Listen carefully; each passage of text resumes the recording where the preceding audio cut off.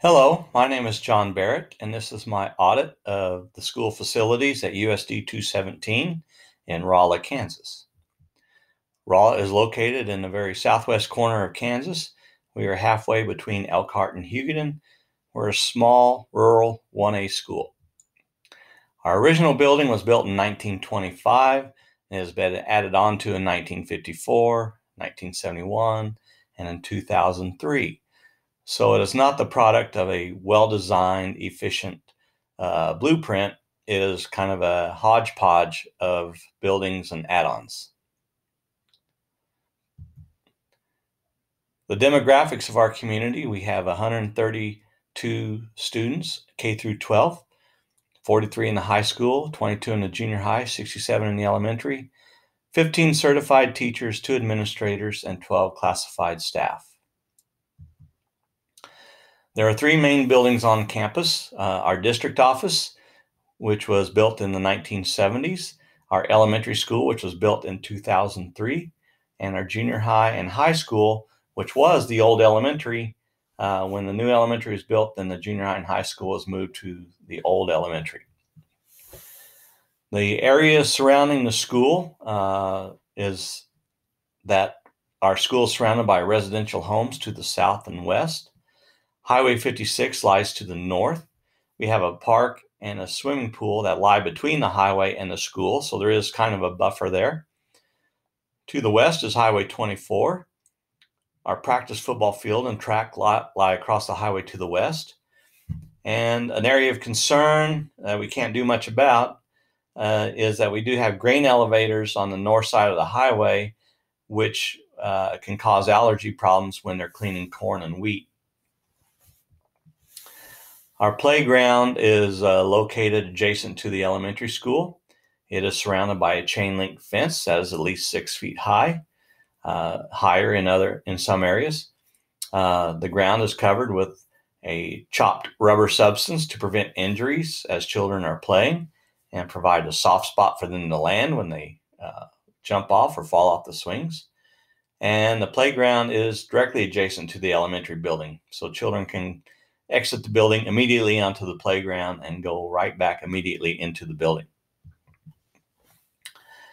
Our game fields are adjacent to the school buildings. This gives home spectators a chance to get a windbreak.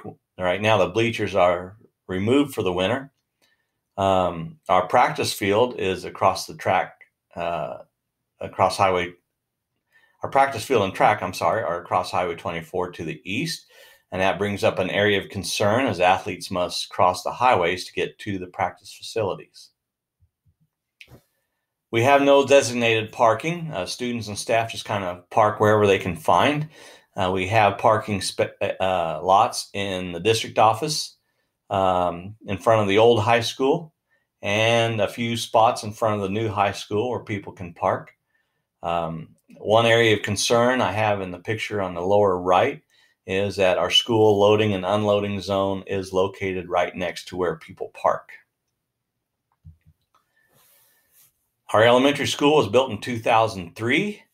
It was part of a $5 million bond issue that included a new gymnasium and a high school science room. Because it was built fairly recently, it meets ADA guidelines. It's modern and efficient. It has pretty wide hallways, and it's a modern building, and it's in good shape. Our junior high and high school, like I said before, was moved to the old elementary building, which was built for smaller bodies. And the picture on the left is looking down the high school hallway. The picture on the right is looking down the junior high hallway. And as you can see, they're fairly narrow and became even narrower when we put lockers in. Some areas of concern that I have, the picture on the left is from our old gymnasium. And as you can see, the basketball court is located right close to some steps. And in 25 years that I've been there, I've never seen anybody get injured or go down the steps from playing, but it does present a hazard. The middle picture shows those upstairs classrooms in the old high school that are blocked off due to asbestos. and the pictures on the right show that we do have some areas where our roof is leaking. And as a matter of fact, as I speak, we have repairmen up on the roof trying to patch up and repair the roof to prevent some of those leaks. Some other parts of our new addition that we added in 2003 was the high school science room and the new gymnasium, and they are both modern and efficient. Our library is a unique situation in that it is the result of a partnership between Rolla Schools and Morton County. It serves as both the public library for the county and also as the school library for the School of Rolla. Morton County pays the salary of one full-time librarian, and the school pays for a half-time school librarian, and the Rolla Schools take care of the maintenance of the building. And the library is in pretty good shape.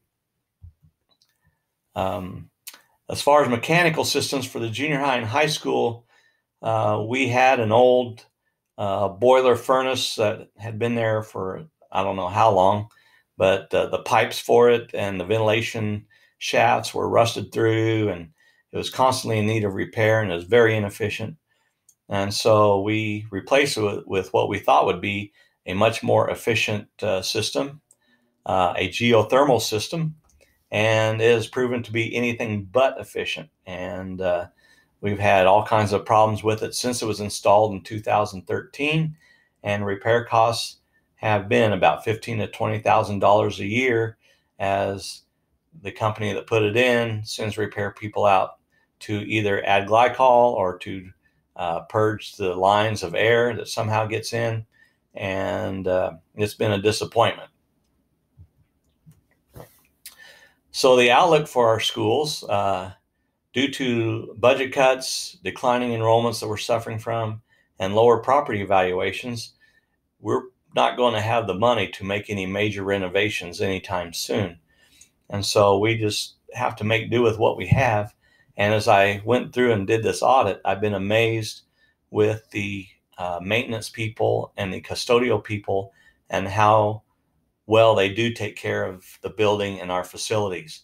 We only have 2 maintenance people and we have 3 custodians.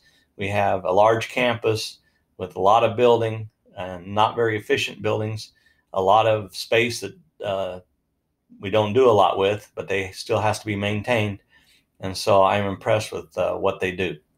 And so this is my audit for USD 217. Thank you for listening, and I hope you enjoyed it.